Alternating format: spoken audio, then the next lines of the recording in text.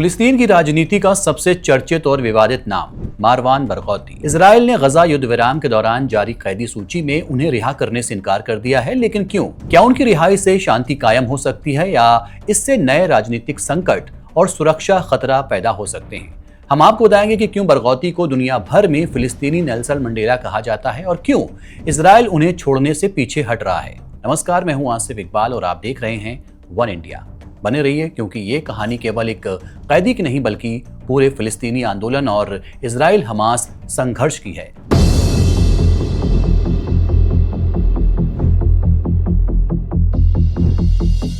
Israel ने गजा युद्ध विराम के बदले शुक्रवार को जारी फिलिस्तीनी कैदियों की सूची में मरवान बरगौती, जो सबसे लोकप्रिय फिलिस्तीनी नेता माने जाते हैं, उन्हें रिहा करने से इनकार कर दिया है। लगभग 250 कैदियों की सूची में बरगौती या हमास द्वारा लंबे समय से मांगे जा रहे कई हाई प्रोफाइल नाम शामिल नहीं थे। हमास के आला अधिकारियों का कहना है कि वो उनके रिहाई के लिए मध्यस्थों पर दबाव बनाए हुए है। इजराइल बरगौती को आतंकवादी मानता है और 2004 में हुए उन हमलों के मामलों में कई आजीवन कारावास की सजा काट रहे हैं, जिनमें 5 लोगों की हत्या हुई थी। 66 साल के बरगौती फिलिस्तीनी राजनीति में एक अनोखी शख्सियत बने हुए हैं। उनकी लोकप्रियता लगभग सभी गुटों में है। सर्वे लगातार उन्हें सबसे लोकप्रिय फिलिस्तीनी नेता और राष्ट्रपति महमूद अब्बास के संभावित उत्तराधिकारी के तौर पर दिखाते हैं। हालांकि उन्होंने कभी कभी हथियारबंद मुकाबले का समर्थन किया है। बरगौती ने बातचीत के जरिए समाधान की भी वकालत की है और 2002 में लिखा था, मैं आतंकी नहीं हूं पर ना ही मैं शांतिवादी हूं। हमास ने पहले भी कई बार उनकी रिहाई की मांग की है। इजराइल ने इस पर इनकार दिखाया है क्योंकि वो बरगौती की ताकत से सावधान है। इजरायली अधिकारी इन्हें छोड़ने में मर्जी नहीं दिखाते हैं क्योंकि वो युद्ध के बाद गजा में किसे कमान और शासन सौंपा जाएगा, इससे जुड़ी तमाम चिंताओं के साथ साथ पुराने आदान प्रदान की मिसालों का भी हवाला देते हैं। खासकर 2011 में याह्या सिनवार की रिहाई, जो बाद में हमास के एक शीर्ष कमांडर बने। आलोचक चेतावनी देते हैं कि बरगौती जैसे कद का शख्स रिहा होने पर फिलिस्तीनी राजनीति का चेहरा बदल सकता है।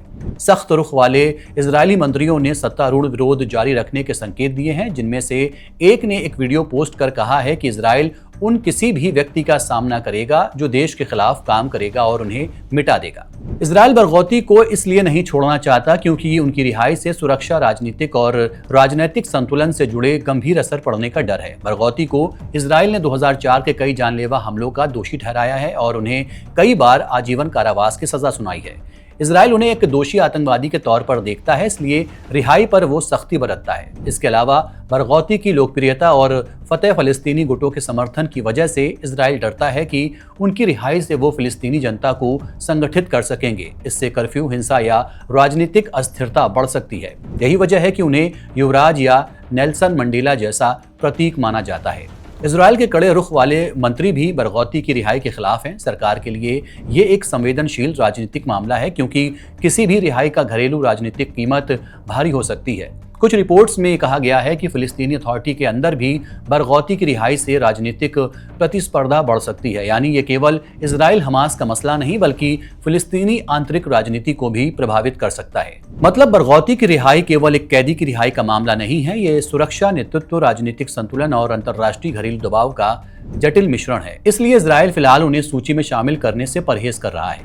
ऐसा नहीं है कि बरगौती की लोकप्रियता सिर्फ फिलिस्तीन में ही है। 2008 में कराए गए एक सर्वे में 45% इजरायलियों ने उनकी रिहाई का समर्थन किया था, जबकि 51% ने इसका विरोध किया था। एक धड़े का मानना है कि बरगौती को रिहा करना शांति प्रक्रिया के लिए अच्छी बात होगी। कई इजरायलियों ने फिलिस्तीनियों को एकजुट करने की उनकी ताकत का हवाला देते हुए बरगौती की रिहाई की मांग की है। इनमें Ami Ayalon, Ephraim Halevy, Meir स्ट्रीट, योसी बेलिन और हैम ओरोन शामिल हैं। कई आईडीएफ अधिकारियों का भी ऐसा ही मानना है। अयालोन ने 2024 में यानी हमास इजराइल युद्ध के दौरान दावा किया था कि आपको हमारे मौजूदा राजनीतिक समुदाय में ऐसा कोई नहीं मिलेगा जिसकी मरवान बरगौती को रिहा करने में दिलचस्पी हो। उनकी रिहाई के विरोध में बोलने वाले लोगों में पूर्व रक्षा मंत्री मोशे आलोन, एवी डिचर और पूर्व विदेश मंत्री सिल्वान शालोम शामिल हैं, जिन्होंने बरगौती को एक हत्यारा जिसके हाथ खून से रंगे हैं कहा था।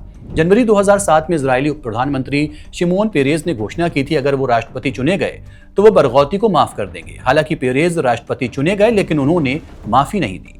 बरगौती की पत्नी फदवा ने अपने पति की रिहाई के लिए उसी दिन अभियान शुरू कर दिया था जिस दिन उन्हें गिरफ्तार किया गया था। उन्होंने नेल्सन मंडेला की जेल से मरवान बरगौती और सभी फिलिस्तीनी कैदियों को छुड़ाने के लिए अंतर्राष्ट्रीय अभियान चलाया।